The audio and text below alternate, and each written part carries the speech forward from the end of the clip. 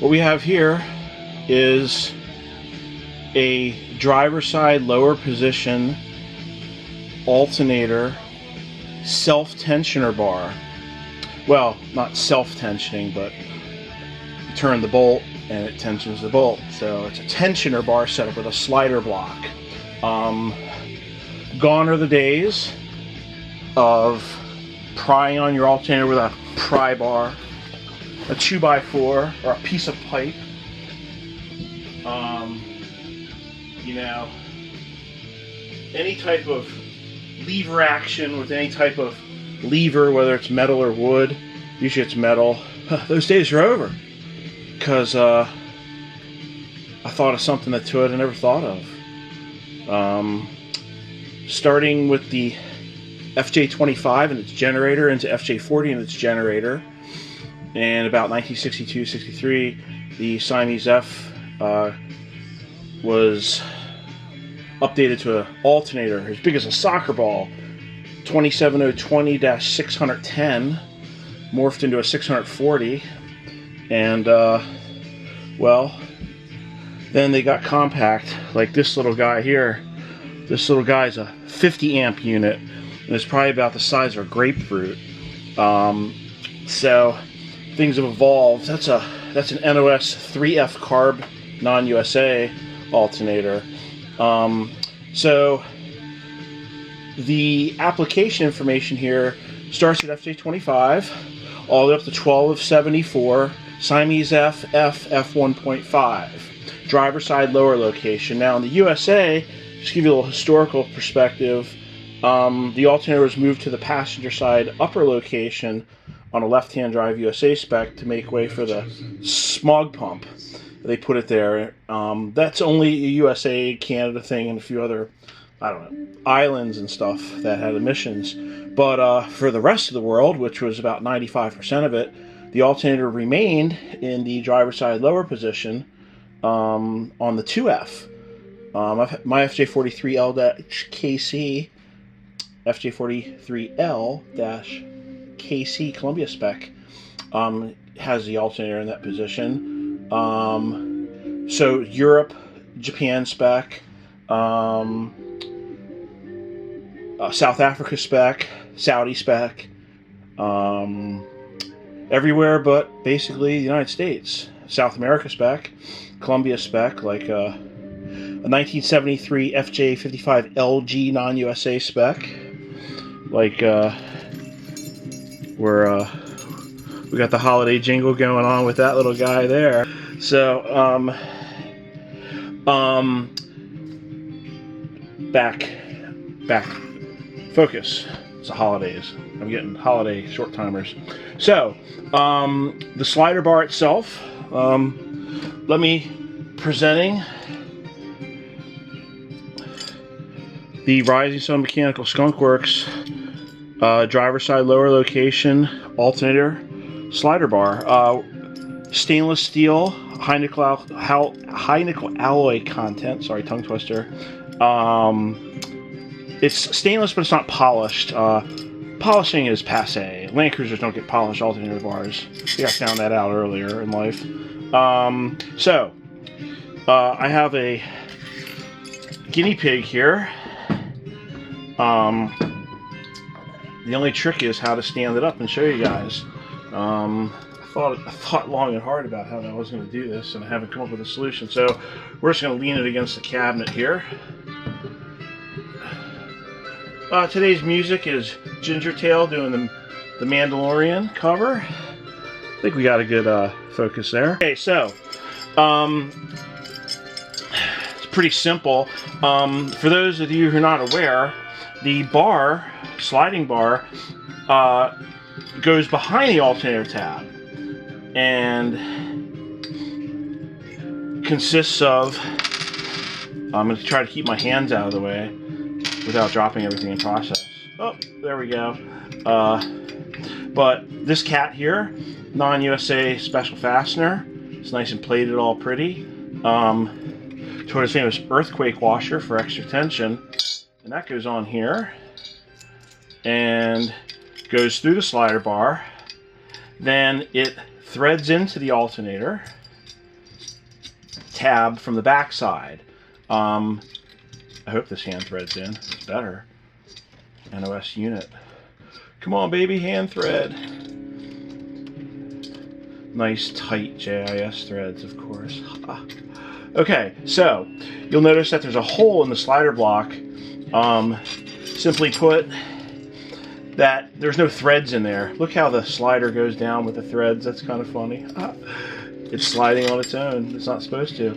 So it goes in here. Now, there's no threads inside that slider block. It's just a through. And, well, loosen it up a little bit. This is much like the 2F platform. Now, I do include a lock nut on here, and certain alternator tabs, the top tab here, the pivot tab, they're longer. So in that case, the kit will be supplied with one of these.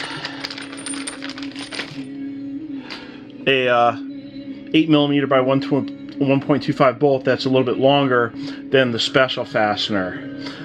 It's not necessary to use this lockdown bolt.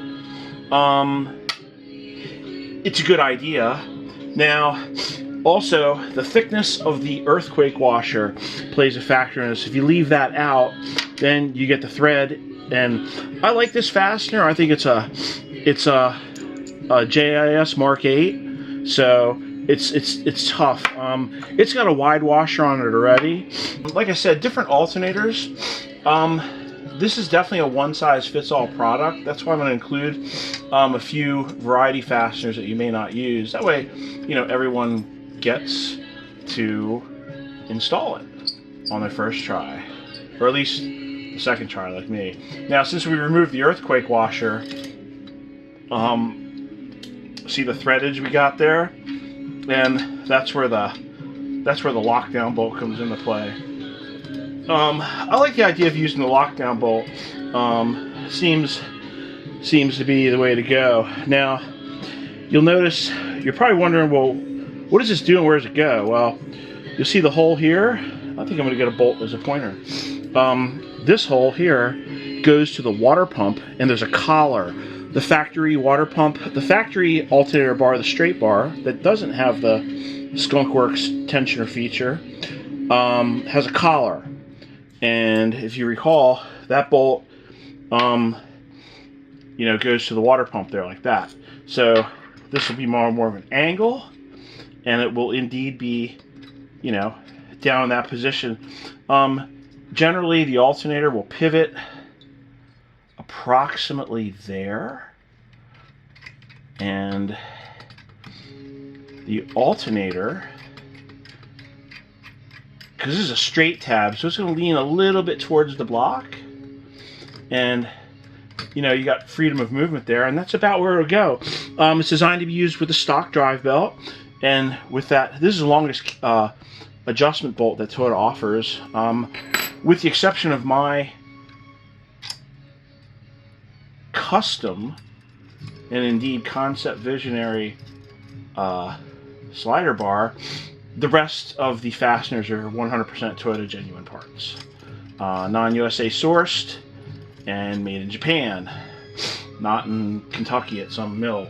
So that's what you got, and you can see you got some articulation there, and if the belt needs to be adjusted, you know, you got it going on.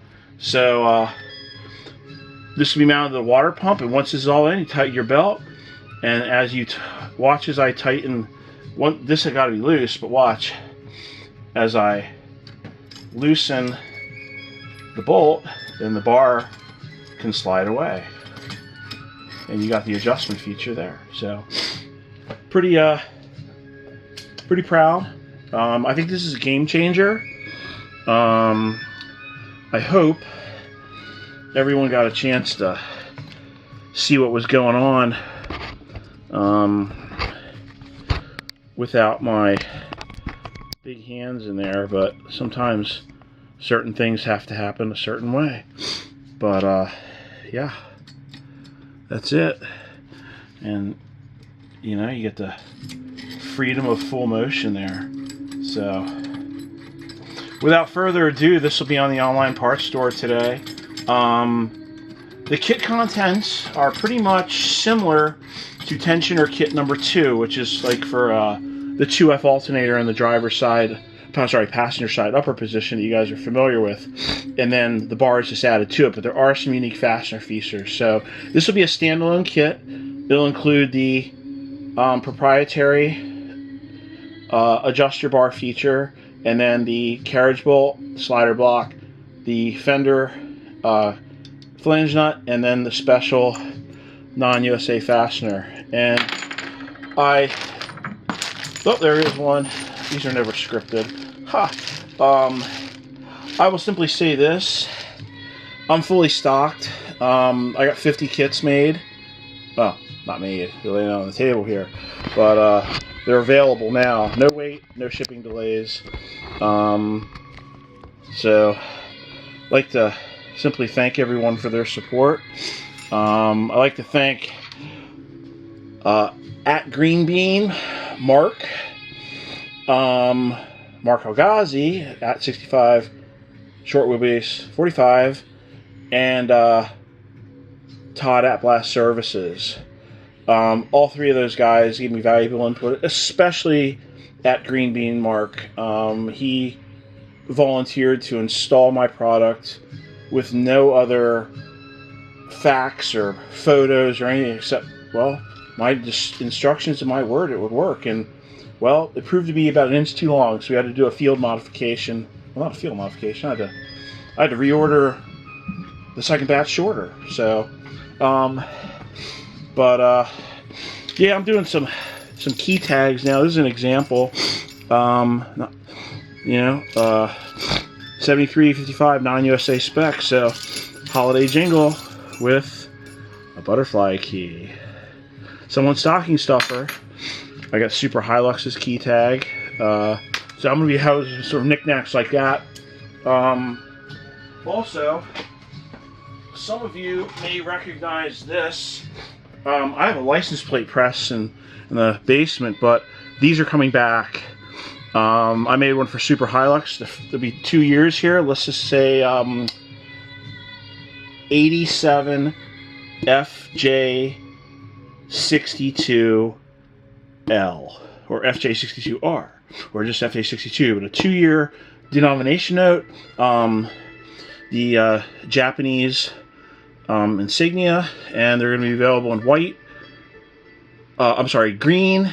The Japanese green and the yellow. I kind of like the canary yellow, but real embossed steel, thick as nails. It's really embossed. It's nice and reflective, and these are the exact Japanese size spec. These will fit on a USA car. Great for car shows and stuff. So, custom to order license plates are back, and back with a vengeance. Data ID plates. COVID killed the data ID plate in the grading service, but nobody will kill the customized plates. They're back. If anyone would like a Japanese plate, PM me, but there'll be a link on the website to order one. And we're going to keep it simple and keep it real. Happy holidays, guys, and thank you again for your support. God, we didn't even have today's beverage, but it's a blue Red Bull, and I need one now because that's why. You guys have a good holiday. Toy Matt over and out.